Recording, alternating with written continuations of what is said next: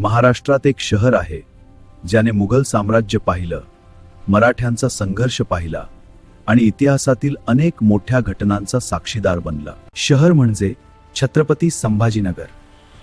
आज ज्याला आपण छत्रपती संभाजीनगर म्हणतो त्या शहराचं जुनं नाव होतं खडकी। 1610 मध्ये मलिक अंबर नावाच्या हुशार आणि पराक्रमी वजीराने या शहराची स्थापना केली। मलिक अंबर हा अहमदनगर सल्तनतीचा प्रमुख होता। त्याने या शहराला मजबूत भिंती, पाण्याची व्यवस्था आणि संरक्षण दिलं। आजही शहरातील अनेक जुन्या वास्तूमध्ये त्या काळाची झलक दिसते।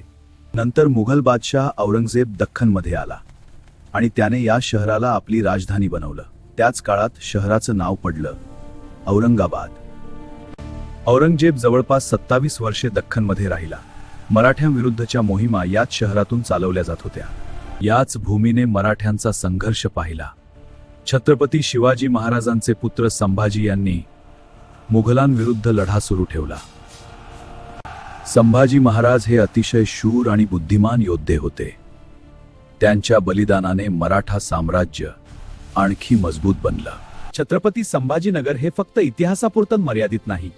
इथे जगप्रसिद्ध अजांता केव्स आणि एलोरा केव्स लेण्या आहेत। या लेण्या युनेस्को वर्ल्ड हेरिटेज साइट्स आहेत।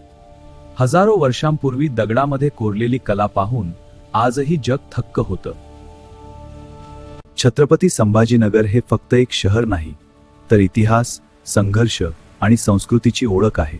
या शहराच्या प्रत्येक रस्त्यामध्ये इतिहास दडलाय। काळ बदलला, राज्य बदलली, पण इतिहास कायम राहिला। 2022 मध्ये औरंगाबादचं अधिकृत नाव बदलून छत्रपती संभाजीनगर ठेवण्यात आलं। हे नाव छत्रपती संभाजी महाराजांच्या स्मरणार्थ देण्यात आलं।